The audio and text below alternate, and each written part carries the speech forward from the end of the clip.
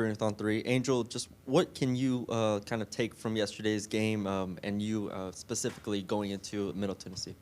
Yeah, of course. I mean, I have to be better offensively for sure. I think defensively and rebounding, I did a good job. But offensively, my team needs more from me. So being able to just finish around the basket better going into the second game is going to be something that's going to be important.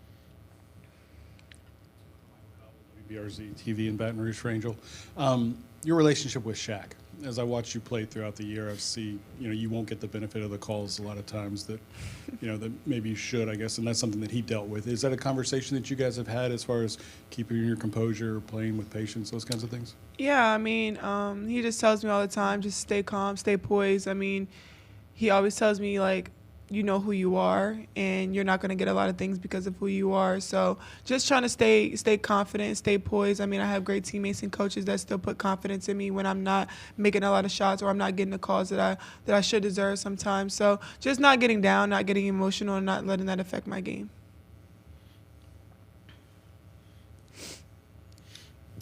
Chessie Boucher with WVLA here in Baton Rouge. Flage, you've had the task of really clamping down on some really great shooters this year. You have two to face tomorrow. What is it for you defensively to, try to slow them down? Yeah, I think just kind of putting all of that into this game, everything I've learned. I've clamped down a lot of players. Some games I got scored on a lot more than I would like to admit. But, just taking the good and the bad and trying to figure out how to, have a good defensive performance tomorrow. I think that's what's going to be about. Because Middle Tennessee, they can shoot. So that's what we're going to be working on today. For both the girls, we'll start with Flage if we can. Just Kim talked about yesterday maybe being an attention getter, as far as commitment and focus and understanding that, you could get beat. Have you all done any scout? And so far, does it seem to have set in the messaging of focus? Yeah, we definitely have done scout. I said yesterday in the press conference that that was the first time all of us was on the court together, in a long time, not just piecing it here, piecing it there. And, we really needed that wake-up call game. We know that game should have went differently, should have won by a lot more. But, you know what I'm saying? You need those games. I think last year, play Hawaii the first game. We didn't have as good as a game we should have. So, I just think it's March. March nerves, March jitters. So we got that out now. We got to go do what we know how to do. You know what I'm saying? Because any team could have beat us yesterday with 20-plus turnovers. I agree. Yeah. For either player, what did you learn from watching how Middle Tennessee handled yesterday's game, especially with the comeback? And I know their schedule is not like yours, but they have won 20 in a row and haven't lost since December 30th. How do you put that in perspective? Yeah, I mean, they're a super disciplined team. They take advantage of matchups. They take advantage of turnovers. They take advantage of mess-ups. So understanding, we can't turn the ball over 24 times because they're going to maximize off of that. And they have a great team where everybody plays their role. They set great screens to set up a lot of great shots. And you have to play for the whole shot clock. Their last seconds, they will come up and make some shots, and we saw that yesterday. They were down 17 at a point, and you see how they could come back and just easily beat you. So tomorrow we can't get a lead and go up and then take our foot off the pedal. So just being able to just keep pushing, keep going through because they are a good team, and they have beat a SEC team this year. So they're a talented team. Corey Diaz with the USA Today Network. Hopeful to get a thought from both of you. I want to ask you about Michaela. It's her freshman year, and she scored the first points for you guys yesterday, in her first ever NCAA tournament game. But just how you guys, as her teammates, have seen her evolve and develop this year. Just what stuck out to you most, and I guess just how proud of you of how she's been able to, handle the ebbs and flows of her freshman year. Super proud. When she came in, I just coming off my freshman year, just wanted to, prepare her as much as I could, you know what I'm saying? But I'm just proud of her that she just learned how to try to keep her poise and composure. I talked to her a lot about that, you know what I'm saying, just going into it. Sometimes coaching isn't going to be what you want it to be in the moment. You ain't going to be hitting shots, but you just got to learn how to affect the game in a lot of ways. And I think she's becoming a well-rounded player every time she steps on the floor. Yeah, her confidence. I mean, as a freshman, last year we had Flau'jae that was super confident, and having another freshman coming in and super confident. These freshmen these days, they're killing it. I know I wasn't as confident like that as a freshman, but being able to have somebody on the team that is willing to do whatever it takes to win. When her shots are not going in, she's affecting the game differently, and that's a difference from the beginning of the season to now. Her maturity level, being able to understand, like, you can't have a great game every game, and we love that to have that, but defensively, she's also taking that in and taking accountability when she's not focused on her matchup or she's not defending the way she wants to defend or making shots. So I think that's the maturity level of going into the tournament. Like, I think she's done a great job with that. Girls, will stay with Angel to start. Just Flau'jae talked about, taking tough coaching. When you came here, you talked about, that's one of the things you wanted. How has your relationship with Kim changed or evolved, from what you thought it would be when you got here to what it is now? And Flau'jae, the same thing for you? I knew what it was when I got here. I told her in my meeting when I was like, I want to be coached hard. I want to be pushed. I don't want you to make me feel like, quote unquote, the best player. Like, I want you to make me feel like I'm at the bottom. I don't want to feel good about anything. Like, in practice, like, I can't take a play off. Like, and sometimes you see it at the next level. Like, they'll let the vets, they'll let the big dogs take plays off. But I don't do that, and I can't do that in practice. And she gets on me a lot about that. And expectations are super high, and I think that would take me a long way, and I'll always remember that. Yeah. Same. I never won. Like, when I was in high school, like, I never won like a championship or anything. Told Coach Mulkey that I just wanted to be a winner, you know what I'm saying?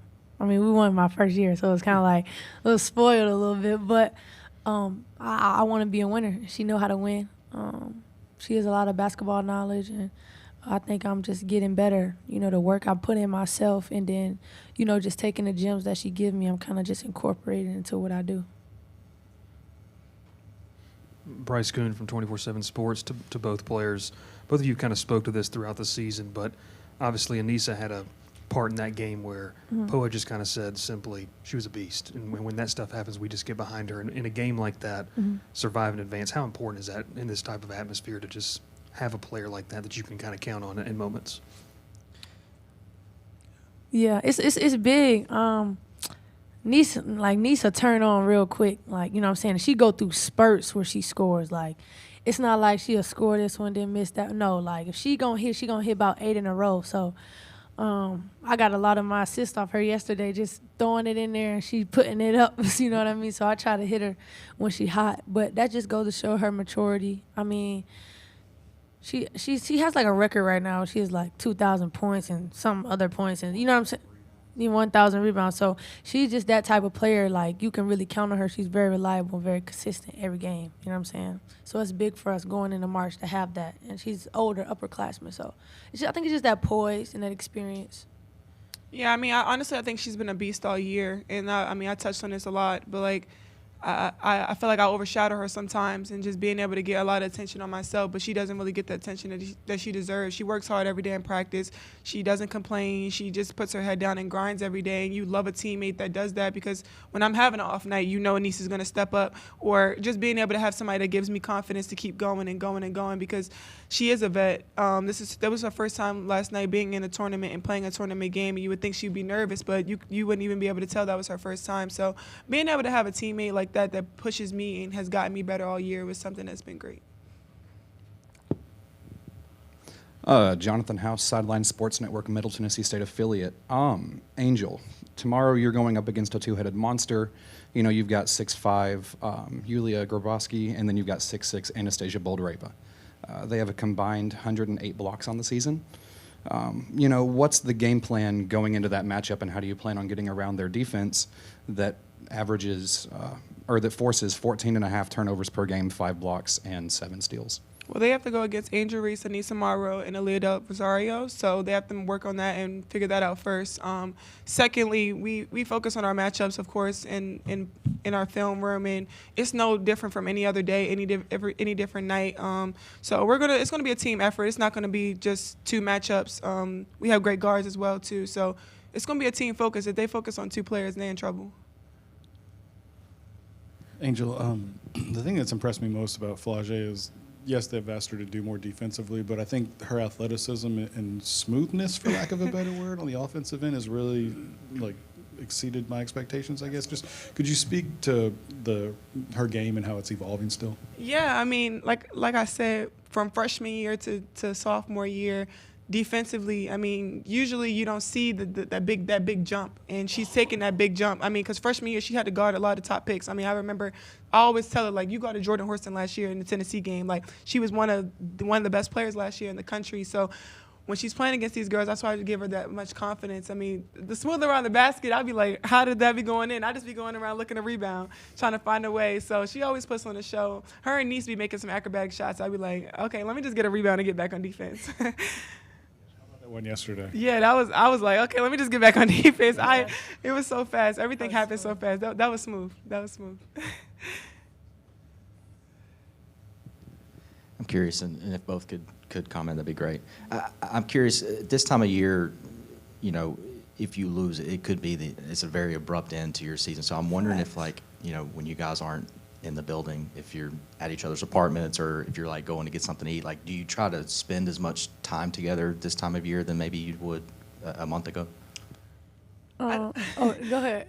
I feel like it's kind of the same. We all don't live at the same apartment complex. Yeah. Most of the girls live on campus. Me, Flajay, and Haley don't live on campus, so it's kind of hard, but we're with each other all Every day. day. I think it's good to get a space. break. We need to get the space because, I mean, we win this game, we're going to be with each other all week, and I'm sure we're going to go from straight Albany to Cleveland. So I think some time away is okay. Yeah. But we're with each other all the time, so it's fun. It's a sisterhood. I don't have any sisters, so I feel like college is like the best time ever. Being able to just have a sisterhood and like make these kind of memories with amazing girls from different kinds of places, from different experiences and backgrounds, and like I'll never ever forget like just being able to be in college. Like I love it.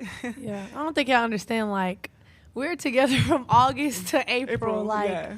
It's okay to take a break. Yeah, it's a couple months in between that. Like, you know what I'm saying? We spend a lot of time on the court. I don't know what people think college basketball is like. Like, we just practice for an hour and then we outside all day. But no, like, we're together. We don't even have like 24 hours span without seeing each other. At least one person. Like, we leave here at 6. We're gonna be back up here tomorrow at 7 a.m. So it's a grind.